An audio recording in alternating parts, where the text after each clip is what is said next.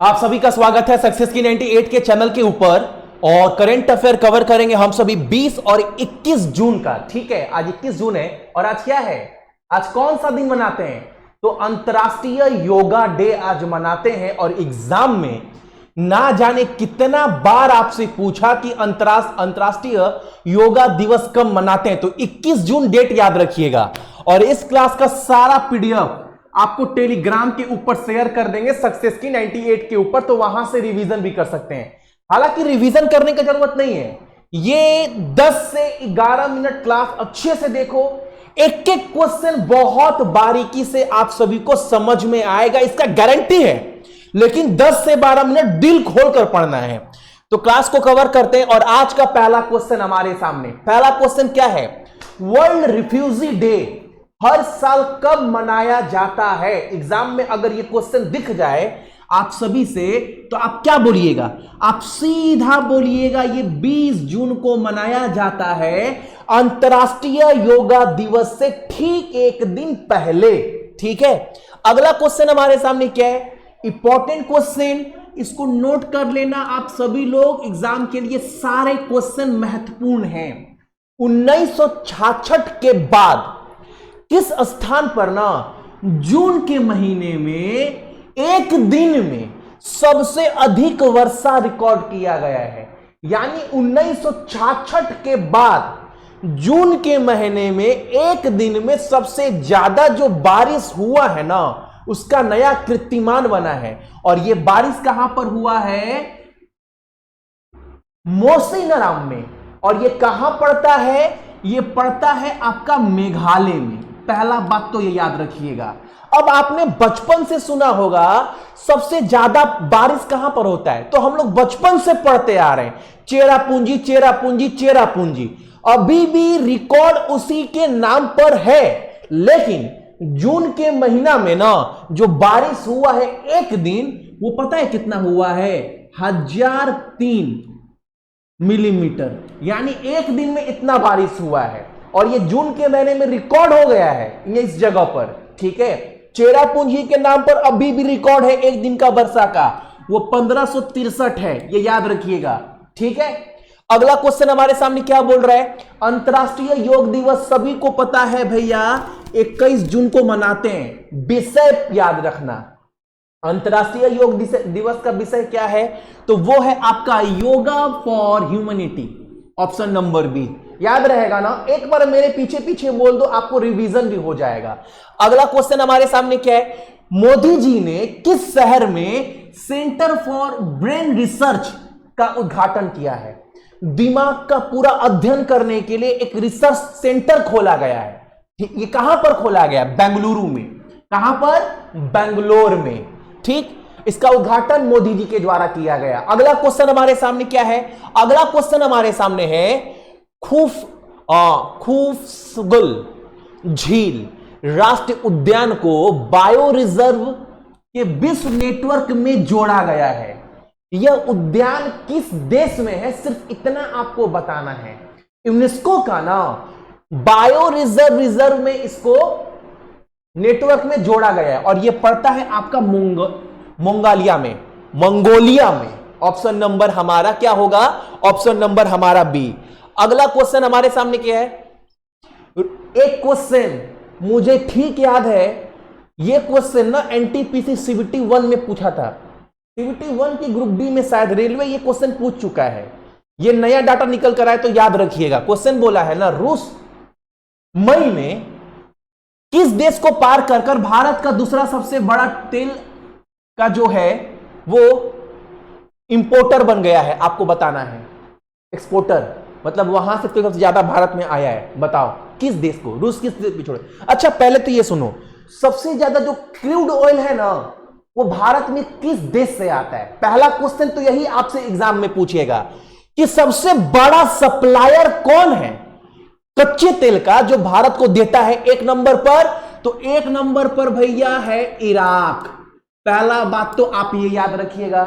दूसरा पर कौन आ चुका है? तो ये क्वेश्चन पूछेगा second biggest supplier of crude oil in India.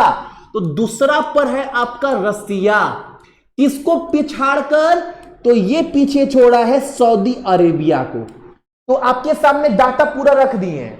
सबसे ज्यादा क्रूड ऑयल भारत को सप्लाई कौन करता है? इराक, रसिया, तीसरे पर सऊदी अरेबिया आ चुका है जो कि पहले दूसरे स्थान पर था। अगला क्वेश्चन हमारे सामने, तो इसका आंसर क्या हो जाएगा? Saudi Arabia, option number B. अगला क्वेश्चन हमारे सामने, किस देश ने अपना तीसरा सबसे बड़ा उन्नत विमान वाहक पोत जो है उसका उद्घाटन किया? उसका नाम दिया गया है फुजियान। ये फुजियान विमान वाहक तीसरा सबसे बड़ा किस देश के द्वारा उद्घाटन किया गया? चीन के द्वारा, ऑप्शन नंबर डी। अगला क्वेश्चन हमारे सामने है, किस हवाई अड्डे को भारत और दक्षिण एशिया में सर्वश्रेष्ठ क्षेत्र हवाई अड्डे का पुरस्कार दिया गया है? बताओ, क्वेश्चन सिंपल है, समझ में आ गया होगा। तो बेंगलोर वाला हवाई अड्डा क्या नाम है आपका? कैंपोगोडा अंतरराष्ट्रीय हवाई अड्डे को भारत का और दक्षिण एशिया का सर्वश्रेष्ठ क्षेत्र हवाई अड्डा से सम्मानित किया गया है। अगला क्वेश्चन हमारे सामने क्या है? इसका आंसर क्या होगा? Option number A. अगला क्वेश्चन, मैंने कल आपको एक चीज बताया था, जो राष्ट्रीय मतलब नेशनल रिकॉर्ड है भाला फेंकने में, वो नीरज चोपड़ा ने कीर्तिमान दर्ज किया है। कितना? तो कल बताए थे 89.30 मीटर भाला फेंककर यह नेशनल रिकॉर्ड बन चुका है। और यह नेशनल रिकॉर्ड बनाया है किसने? तो नीरज चोपड़ा ने। यह सबको पता है, लेकिन यह रिकॉर्ड कहां बना था? तो भाला फेंकने का जो प्रतियोगिता चल रहा था ना बाबू, कुआटाने में, गेम में, यह कहां पर हो रहा था? और इस प्रतियोगिता में नीरज चोपड़ा ने स्वर्ण पदक भी जीत लिया है। यह प्रतियोगिता कहां पर हो रहा था? फिनलैंड में, ऑप्शन नंबर सी। कुछ याद नहीं रखना है इस क्वेश्चन में, दो चीज याद रखना है। एक तो नेशनल रिकॉर्ड बनाया गया, कितना दूरी फेंका गया, एक पॉइंट याद रखिएगा। दूसरा, जो स्वर्ण पदक किसने जीता है? तो नीरज चोपड़ा ने। ठीक है, अगला क्वेश्चन हमारे सामने, एक चमगादड़ का ना प्रजाति का खोज किया गया है। ठीक है, एक चमगादड़ के प्रजाति का खोज किया गया, मेघालय में खोजा गया। कहां पर खोजा गया? मेघालय में खोजा गया है। यह प्रजाति किससे संबंधित है? चमगादड़ बताई दी, option number C. Simple question है। अगला क्वेश्चन हमारे सामने यहां पर है, उस लघु वित्त बैंक का नाम बताना है, वो स्मॉल फाइनेंस बैंक का नाम बताना है जो बच्चों के लिए ना बचत खाता एक खोली है, जिस बचत खाता का नाम है एंजॉय। एंजॉय बचत खाता किड्स के लिए, बच्चों के लिए। 0 से 18 साल के बच्चे इस खाते को खोल सकते हैं। ये सेविंग अकाउंट है। ये खोला गया है किसके द्वारा? तो ये खोला गया है आपका इक्विटस स्मॉल फाइनेंस बैंक के द्वारा, ऑप्शन नंबर आपका 4। ठीक है, अगला क्वेश्चन हमारे सामने, जून 2022 में किस राज्य सरकार ने जल सहयोग पर इजराइल देश के साथ एक समझौता किया है? भैया, जल के लिए ये राज्य क्यों करेगा उस राज्य से? थोड़ा ना पानी आता, पानी के लिए किया मत समझ रहे हैं।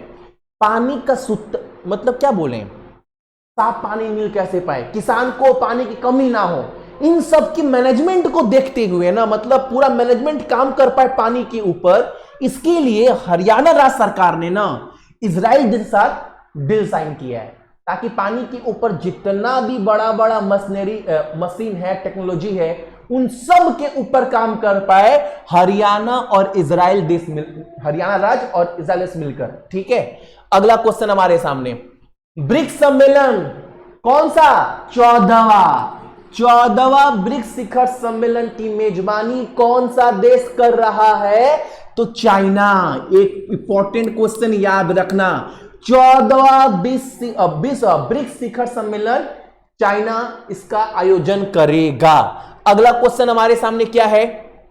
पद्म पुरस्कार मिल चुका है इनको, इनका नाम क्या है? गोपी चंद नारंग।